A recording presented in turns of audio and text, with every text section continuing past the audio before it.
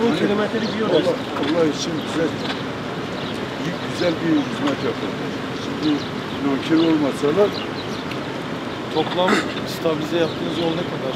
Sayın Valim, daha devamı var. Şu ana kadar bir 7-8 kilometrelik stabilizemizi tamamladık. Şimdi 25.000 ton civarında bir stabilize daha sereceğiz. Halil Ağa'da bu sene de açtığımız yollar var, Kırsal'da açtığımız yollar var.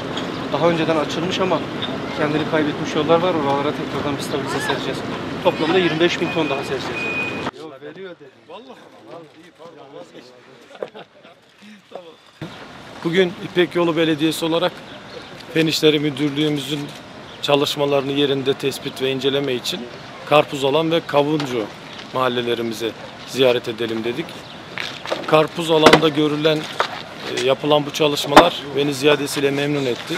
Yaklaşık 25.000 metrekare kilit parke taşı sadece Karpuzalan mahallemize yapıldı ve bu da yaklaşık 2 kilometreden fazla bir yola tekabül ediyor. Ayrıca Kavuncu mahallemizde de inşallah 2 veya 3 kilometreye yakın bir parke taşı işi yapılacak. Arkadaşlarımdan aldığım bilgiye göre de 15 kilometrelik stabilize yol açımı yapılmış. Altyapısı ve diğer işlemler gerçekleştirilmiş. Ben emeği geçen öncelikle İpek Yolu Belediye'mizin çalışanlarına ve Fen İşleri Müdürlüğü'ne teşekkür ediyorum. İnşallah şehrimizin, ilçemizin her bir noktasında plan dahilinde bu yıl, önümüzdeki yıllar İpek Yolu Belediyesi olarak elimizden geleni yapacağız. Yeni yollar açacağız. Mevcut yollarımızın kalitesini ve standartını da arttıracağız.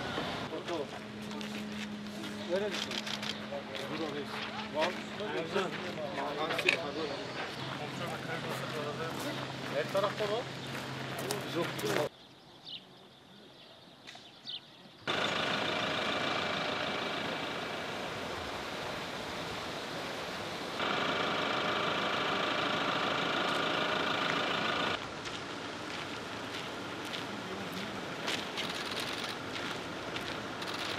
Kavuncu mahallemizdeki çalışmaları yerinde incelemek için burada bulunuyoruz.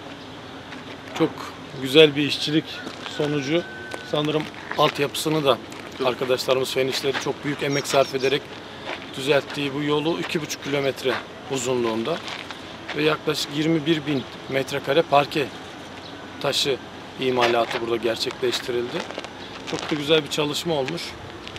İnşallah mahallemize, buradaki vatandaşlarımıza hizmet eden bir yol olur.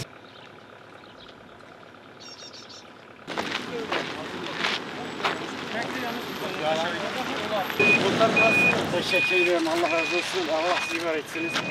İyisiniz inşallah. Nasıl? Memnun musunuz? İyi, sağ ol. Allah razı olsun. Memnun.